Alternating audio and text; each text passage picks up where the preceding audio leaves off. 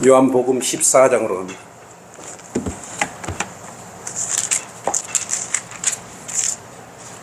요한복음 14장 1절에서 5절로 함께 동행하도록 하겠습니다. 요한복음 14장 1절에서 5절입니다. 다 찾으셨죠? 함께 봉독하도록 하겠습니다. 너희는 마음에 근심하지 말라. 너희가 하나님을 믿으니 또한 나를 믿으라. 나의 아버지 집에는 많은 저택들이 있느니라. 그렇지 아니하면 내가 너희에게 말하였으리라. 나는 너희를 위하여 처소를 마련하러 가노라. 내가 가서 너희를 위하여 처소를 마련하면 다시 와서 너희를 내게로 영접하여 내가 있는 그곳에 너희도 있게 하리라. 내가 어디로 가는지 너희가 알고 또 그 길도 너희가 아노라 하시니 도마가 주께 말씀드리기를 주여 우리는 주님께서 어디로 가시는지 모르는데 어떻게 우리가 그 길을 알 수 있나이까? 라고 하니 예수께서 그에게 말씀하시기를 나는 길이요 진리요 생명이라. 나로 말미암지 않고는 아버지께로 올 사람이 아무도 없느니라고 말씀하셨습니다.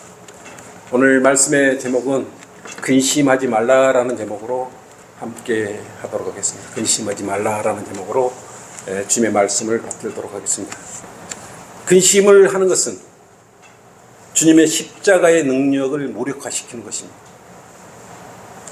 또한 근심은 염려와 걱정과 함께 오는 것인데 그 바탕을 어디다 두고 있냐 그러면 마음에 두고 있어요. 사람은 웃는 자일지라도 그 마음은 슬프고 그 즐거움의 끝은 근심이라 그랬습니다. 잠언 14장 23절로 겉으로는 웃고 있지만 마음은 다들 얼마나 슬프고 아프겠습니까? 그래서 사람의 근본 마음에 바탕을 두고 있는 것이 근심이. 여러분 마음에 근심이 있는 것이지 육신에 있는 게 아니고 육신 안에 여러분 마음 안에 근심이 있는 것입니다. 망망한 큰 대해를 항해하는 배는 거친 풍랑과 거센 파도를 헤치고 목적지를 향해 가야 합니다. 만약 항해를 하면서 아무런 준비도 없이 떠나 풍랑을 만나면 배가 또한 자초될 것이라고 생각을 한다면 얼마나 많은 걱정과 근심을 가지고 배를 타고 함께 목적지까지 가겠어요. 다행히 치밀한 선장, 잘 준비해서 예비하는 선장을 만난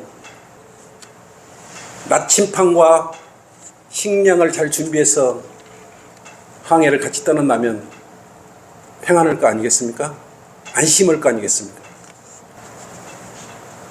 그러면 쉽게 안심하고 항구에 도달할 수 있습니다.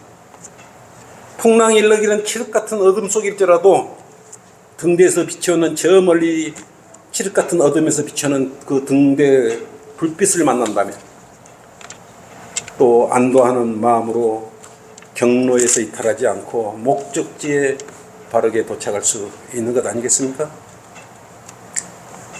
그래서 그리스도의 삶을 항해하는 배에 곧잘 비유를 합니다. 그리스도는 역시 본문에 약속한 저택에까지 도달하려면 어떻게 해야 됩니까? 현명한 선장처럼 나침판과 먹을 영적 양식을 가지고 샜지 않을 목적지에 도착해야 되는 것입니다. 그곳에 여러분의 각자가 살 저택이 준비되어 있어요. 문제는 인간적인 방법과 생각으로는 또 사람의 능력과 돈으로는 그곳에 도달할 수 없어요. 어떤 방법을 인간적인 방법으로 해도 방금 본문에 제시된 주님께서 마련한 저택에는 들어갈 수가 없는 것입니다. 그래서 그곳이 셋째 하늘에 어디가 있으면 어떻게 가야 하는 방법을 모두 알고 계신 분을 따라가야 되지 않습니까? 아무나 따라가면 되겠어요? 셋째 하늘에 우리의 모든 저택이 준비되고 마련되어 있다는데 여러분 그게 어디가 마련된지 어떻게 아십니까? 그걸 준비하러 가신 분을 따라가면 되겠지 않습니까? 오직 그분을 따를 때 방황하지 않고 근심 없는 그리스도인의 삶을 살면서 인생의 여정을 아름답게 펼쳐갈 수 있는 것입니다. 주님은 빛이세요. 그래서 그리스도인은 빛이신 주님을 따라가야 되는 것입니다. 자신의 마음 생각을 따라가는 것이 아니고 빛이신 주님을 따라가시는 거예요. 말씀의 주님은 시편 119편 105절로 뭐라고 말씀하셨습니까? 주의 말씀은 내 발의 등불이요 내 길의 빛이니라 그랬어요. 내 발의 등불이고 빛이신 주님을 따라가야 우리가 저택에 도달할 수 있는 것이에요. 빛과 등불이 되시는 주님을 따를 때 비로소 안전한 포구인 셋째 하늘의 저택까지 여러분 무사히 도착할 수 있어요. 주님을 안다는 것, 그리고 구원을 받았다는 것이 왜 좋습니까? 그냥 구원 받았은 게 좋은 것이에요? 왜 좋은지를 이유를 알아야 되잖아요.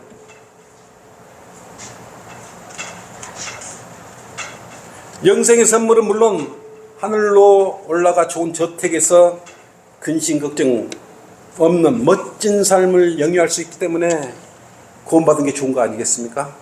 막연히 구원받은 게 좋은 거 아니에요. 우리의 연수가 70이요 강건해도 80이라 그랬어요. 벌써 많은 시간이 지나버렸지 않습니까? 그런데 이렇게 좋은 곳이 지구에 있는 것이 아니에요. 우리 땅에 있는 것이 아니에요. 여러분이 찾을 수가 없어요. 셋째 하늘에 있단 말입니다. 로켓이나 우주선을 타고 올라갈 수 있는 것도 아니에요.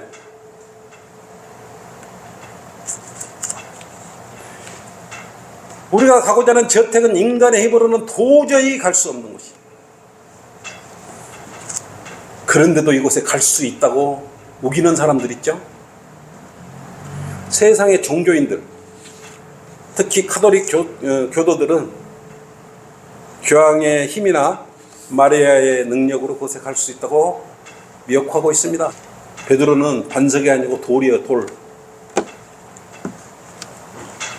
그런데 보통 사람들이 자신의 능력으로 하늘에 있는 저택에 갈 수 있다고 생각합니다. 그 순간 근심이에요, 이제. 우리하고 구원받지 않는 그들하고 차이점은 그거예요. 여러분은 이걸 알으셔야 돼요. 이걸 깨달아야 돼요. 주님께서는 구원받은 우리 무리에게 뭘 갖다 주십니까? 셋째 하늘에 올 동안에 화평과 기쁨을 가져다 근심을 주는 거 아니에요. 근심 있는 것은 마귀가 주는 생각이에요. 로마서 14장 17절로 화평과 기쁨을 주는 거예요. 구원받았다 그러면서 화평과 기쁨이 없고 늘 의심이 생기고 그렇다면 그것이 큰 문제가 생긴 것 아니겠습니까? 뭐이 고장난 것 같죠? 여러분 마음에 근심이 있다면 마귀가 여러분 마음을 노락질하고 있는 것이에요.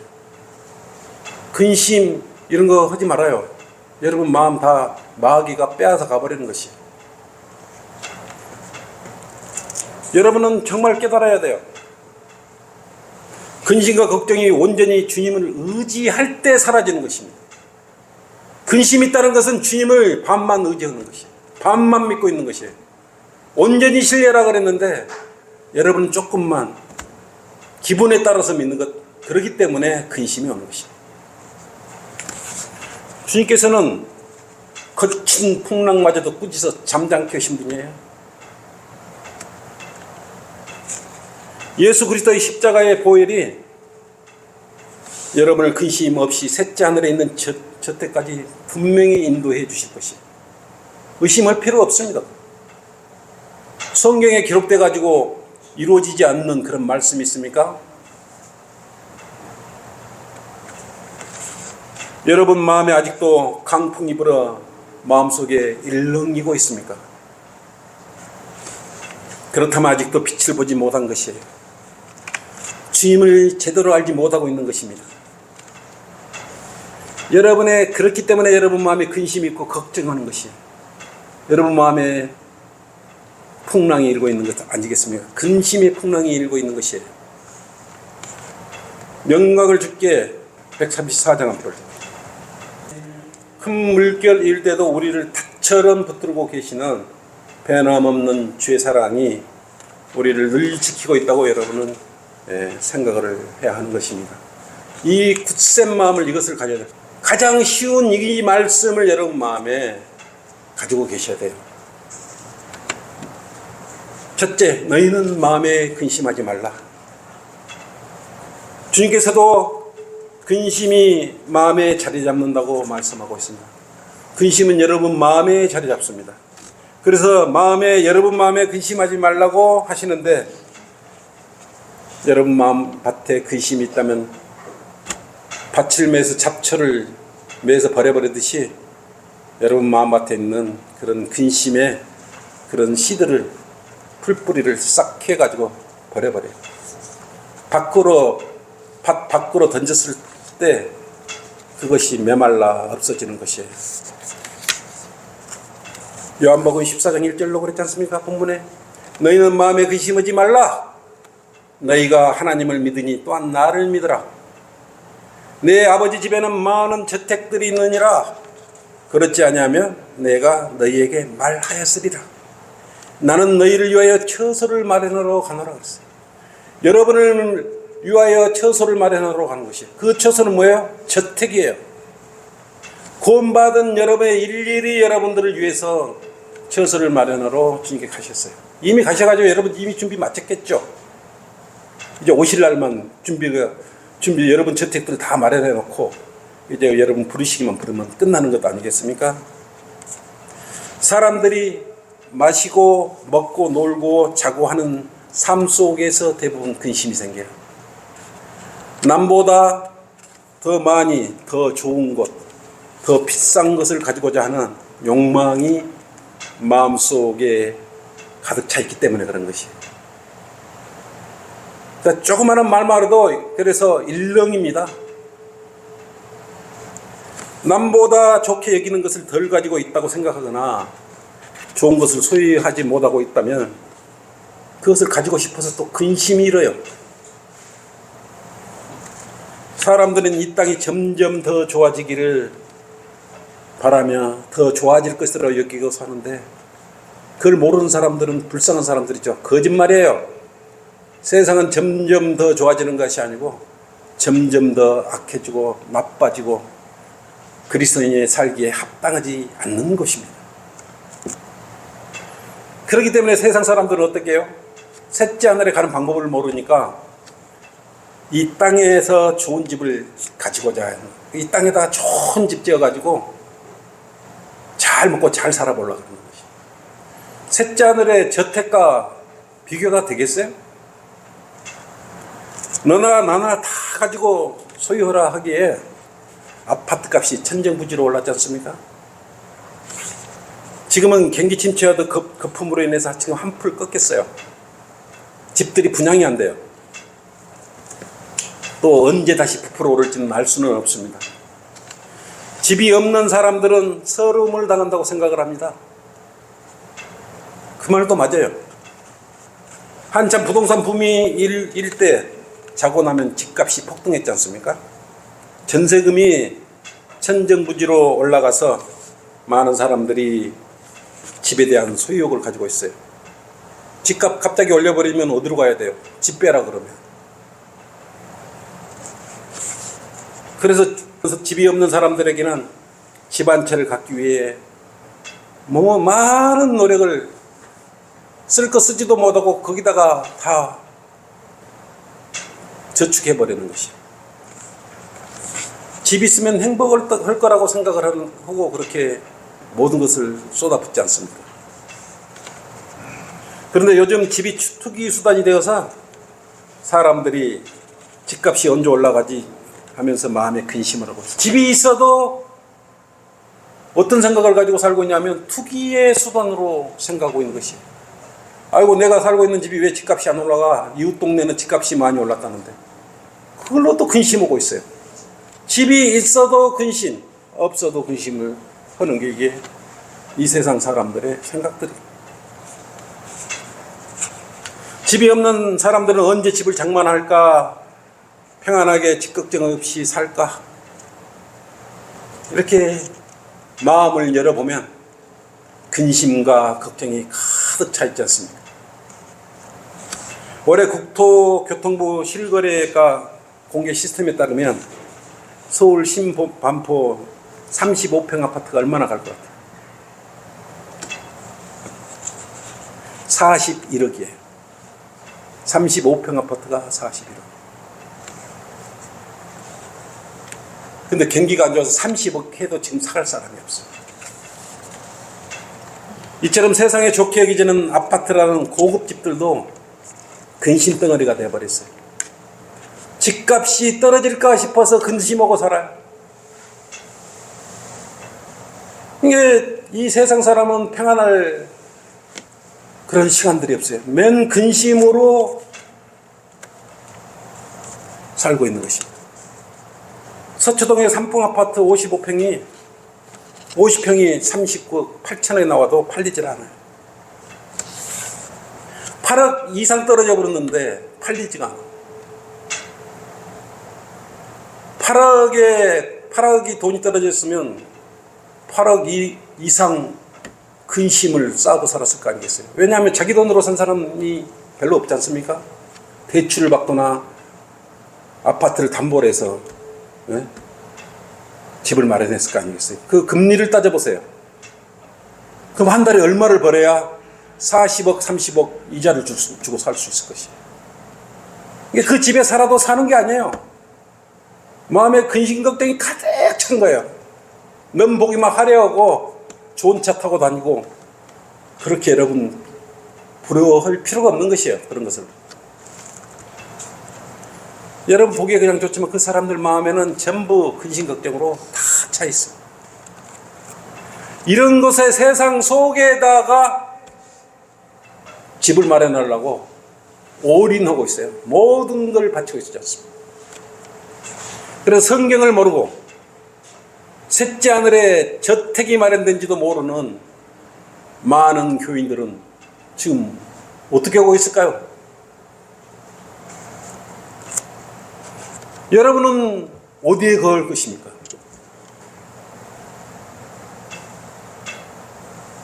여러분은 저택에 거예요. 살기 싫든 좋든 나쁘든 여러분 저택에 살아야 돼요. 성경에서 그렇게 말씀하셨지 않습니까? 우리 본문 말씀대로. 저택에 살기 싫어도 저택에 살아야 돼요. 저택은 조그마한 그런 아파트가 아니에요. 저택이에요. 그래서 개혁 성경은 희망을 꺾어버리려고 뭐라고 하는지 압니까? 자신들이 사는 곳이 저택이 아니라 아버지 집에 한 모퉁이의 집도 없이 산다고 기록되어 있어요. 그런 성경을 갖고 믿고 있다고 생각을 하니 저택에 대한 꿈을 갖고 살 수가 있겠습니까? 그 성경에는, 개혁 성경은 어떻게 되냐면 내 아버지 집에 거할 곳이 많도다 그랬어요. 내 아버지 집에 거할 곳이 많도다. 이게 아버지 집 가운데 어디 한 곳에 거할 곳이 많다.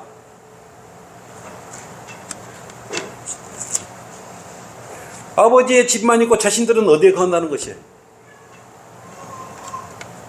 그래서 이들이 주님의 재림을 사모하지 않고 하늘나라에 가기 싫어하는 것이에요. 하나님 아버지 집에 가서 새빵살이 한다고 생각을 하고 있는 그런 성경을 쓰고 있기 때문에 셋째 아들의 소망을 두기 싫은 것 아니겠습니까? 계획개정은 집이라고 해서 계속 근심을 가지고 살고 살아가게 하고 있어요. 요한복음 14장 2절 뭐라고 해놨냐 그러면 여러분 14장 2절 한번 펼쳐보십시오. 펼쳐있죠? 우리는 뭐라고 되어 있어요?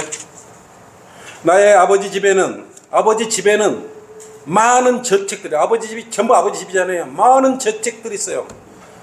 근데 예수님께서 이 많은 저택들을 구원받은 여러분을 위해서 준비를 해놨다 이거예요. 여러분 한 사람 한 사람 모두 저택들이 다 예비되어 있는 것이에요. 근데 개혁성경 보십시오.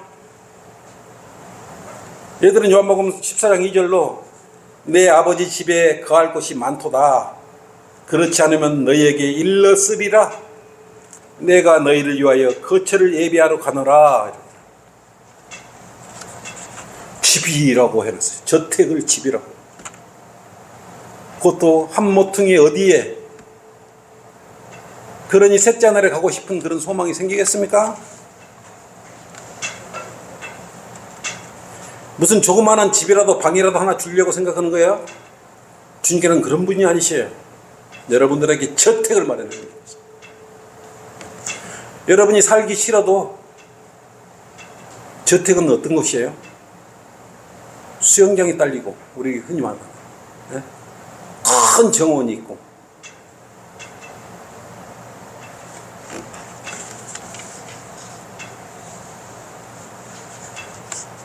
여러분은 성경에 기록된 대로 믿으면 돼요. 여러분은 저택이 마련되는데 저택이 마치 없는 것 같이 행동하면 안 되는 것입니다. 이처럼 바른 성경과 바르지 않은 개혁성경과 집과 저택의 차이가 나버리는 것입니다. 집도 개들은 올라가는 방법도 모르고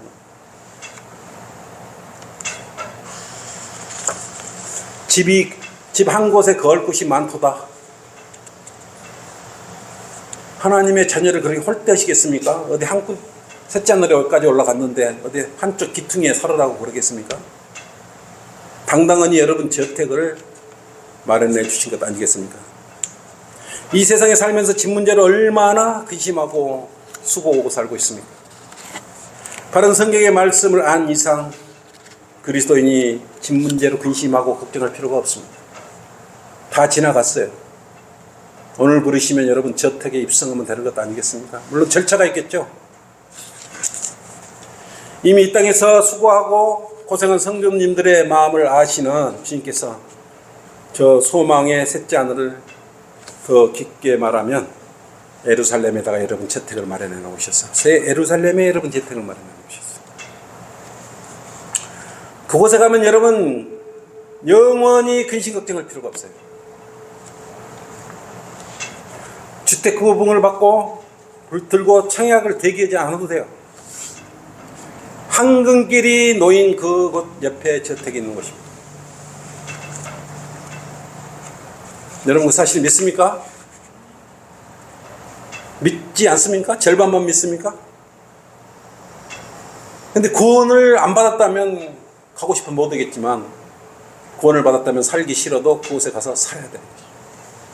둘째, 근심을 제거하려면 너희는 예수 그리스도를 믿어라. 너희는 예수 그리스도를 믿어라 그랬어. 14장 1절로 그러지 않습니까? 너희는 마음에 근심하지 말라. 너희가 하나님을 믿으니 또한 나를 믿어라. 나를 믿어라. 예수 그리스도를 믿어라 그랬어.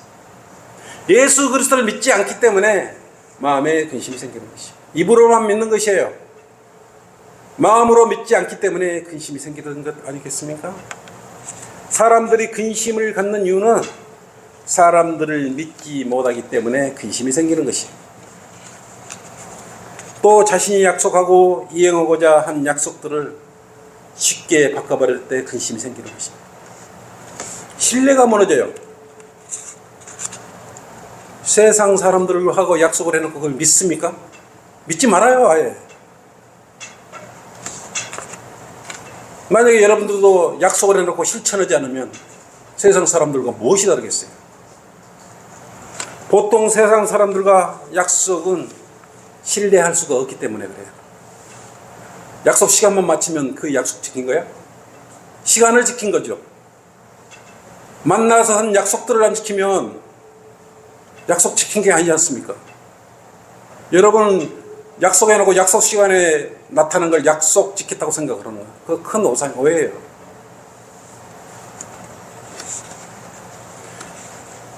오히려 부동산 등기를 조작해서 나를 이용해 먹지 않을까 이라는 생각이 자리 잡습니다. 요즘 부동산 거래 문제가 많지 않습니까? 얼마 전 세상을 떠들썩하게 했던 전세 사기 사건 여러분 아실 것입니다. 많은 사람들을 좌절하게 했어요.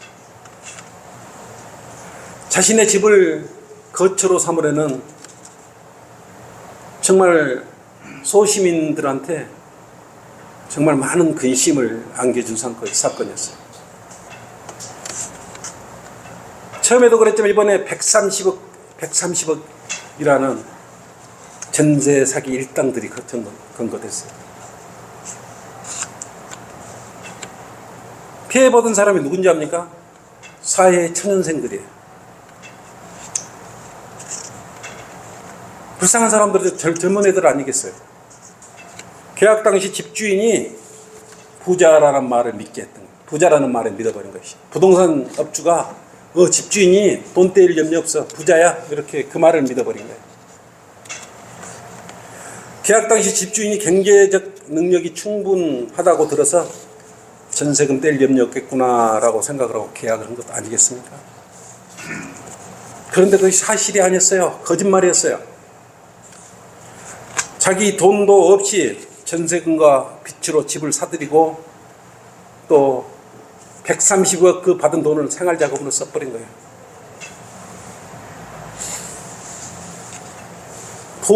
돈이 많다고 말을 믿고 믿으면 안 돼요. 등기부를 뜯어봐야죠. 근저당이 잡혀있는지 안 잡혀있는지,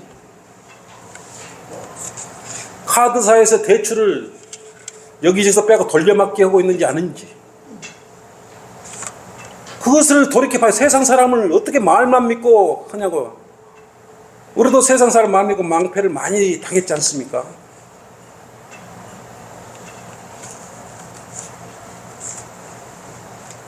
영등포구와 동작구 금천구에서 150여 세대가 130억이 넘는 보증금을 돌려받지 못하고 있어요.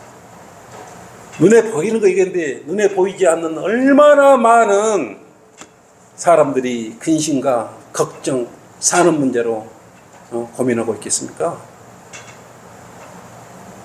이것은 뉴스에 나오고 있는 그런 내용들이에요. 내가 정한 말이 아니라 이거예요.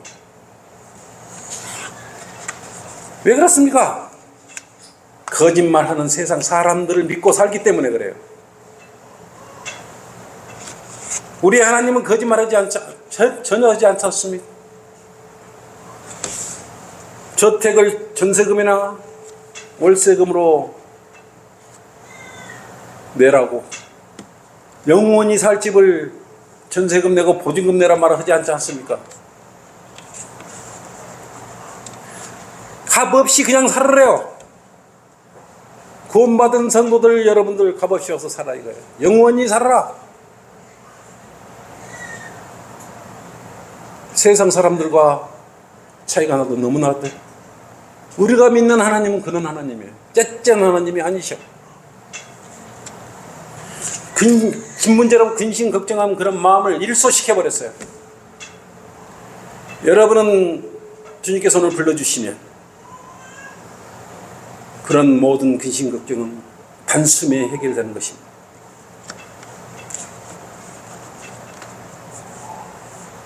세상 사람들을 통하여 근심을 해결하라고 여기저기 소원거려봤자 결국은 그리스도인만 손해를 봐요. 낭패를 당하는 것입니다. 무슨 해결책이 있겠습니까? 시편 69편 20절로 그랬지 않습니까? 비방으로 내 마음이 상하였으니 내가 근심으로 가득 찼나이다. 누가 불쌍히 여겨줄까 내가 찾았으나 아무도 없었으며 위로자를 찾았으나 아무도 찾지 못하였나이다. 세상에서 나를 위로해 줄 어떤 사람, 내 근심을 해결해 줄 어떤 방법을 세상에서 찾는다. 그것은 불가능한 겁니다. 그리스도인에게는 불가능한 거예요. 돈 있으면 해결될 것 같죠? 해결되지 않아요. 절대 복권 당첨해갖고 1등 당첨자들 당첨되기 전후를 살펴보면 당첨되기 전보다 당첨 후가 더 불행한 거예요.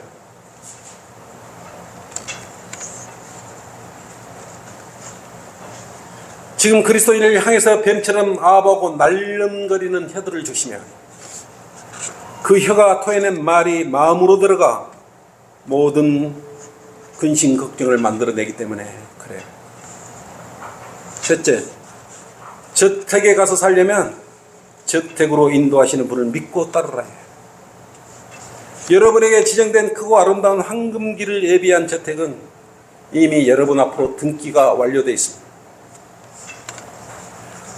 변경시키지 않아요. 생명록책에 기록된 그대로 여러분도 이름이 그대로 박혀 있습니다. 사람 같으면 변경을 시키지만 하나님께서는 절대 변경시키지 않으셔요. 사람들은 헌시짝처럼 유익이 생기거나 이익이 생길 것 같으면 마음을 바꿔버리지만 주님께서는 절대 마음을 바꾸지 않으셔요. 그래서 변함없으신 주님을 믿으라는 것이에요. 대신 올바로 믿으라는 것입니다. 하나님을 믿는다면 모든 권한을 지금 누구한테 임을 해주셨어요? 하나님께서 예수 그리스도께 다 임을 해주셨어요. 그래서 예수 그리스도를 믿어야 하는 것입니다. 그래야 예수 그리스도께서 마련해놓은 그 저택으로 정확히 셋째 하늘로 우리를 인도해 주실 수 있는 것이에요.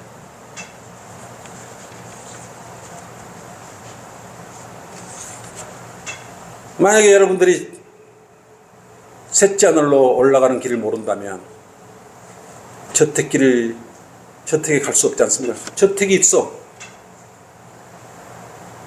근데 여러분들 가지 못한다면 어떤 일이 벌어지겠습니까? 참으로 난감하겠죠. 내 집이 셋째 하늘에 있는데 내가 그걸 못 가고 있다면. 못 가고 있다면 어디로 가야 됩니까? 이 대환란을 통과해서 고난과 고통 속에 살아야 됩니다. 666을 받거나 이러면 또 안 돼요.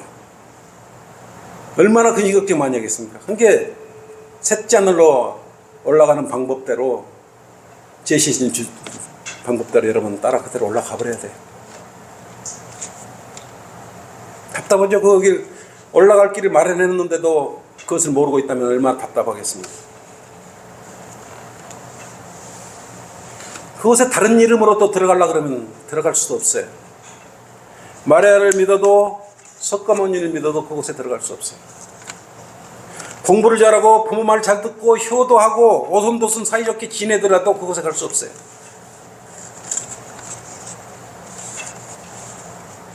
교회 다니고 찬송가를 불러도 그곳에 갈 수 없어요. 10년, 20년, 30년 교회를 다녀도 저택에 들어가는 방법을 모르면 그곳에 갈 수 없어요. 그곳에 저택에 영원한 근심 없는 저택에 살 수 없어요.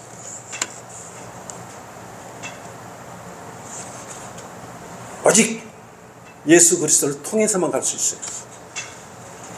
사도행전 4장 11절 말씀처럼 그러므로 다른 이에게는 구원이 없나니 이는 하늘 아래서 우리가 구원받을 수 있는 다른 이름을 인간에게 주신 적이 없음이라고 했어요. 그래서 주 예수 그리스도를 믿으면 구원받으면 셋째 하늘에 저택이 마련됩니다. 결론입니다. 주님께서는 근심 대신 여러분에게 화평을 남겨놓으셨습니다. 요한복음 14장 27절 한번 보겠습니다. 내가 너에게 화평을 남겨두나니 나의 화평을 너에게 주노라. 화평을 여러분에게 준다 그랬어요. 내가 너에게 주는 것은 세상이 주는 것과 같지 아니하니 너희는 마음에 근심하지 말고 두려워하지 말라고 했어요. 여러분 마음에 근심하지 말고 두려워하지 말라고 분명하게 이렇게 말씀하고 있는 것입니다. 주님께서 먼저 셋째 하늘에 가셔서 각 우리를 위한 저택을 마련하시겠다 약속하셨습니다. 이미 마련되어 있어요.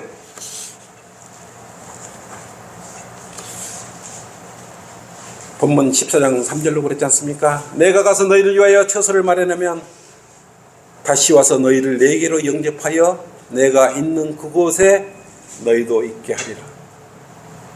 주님께서 있는 곳에 영원히 여러분과 함께 있게 된 것이에요.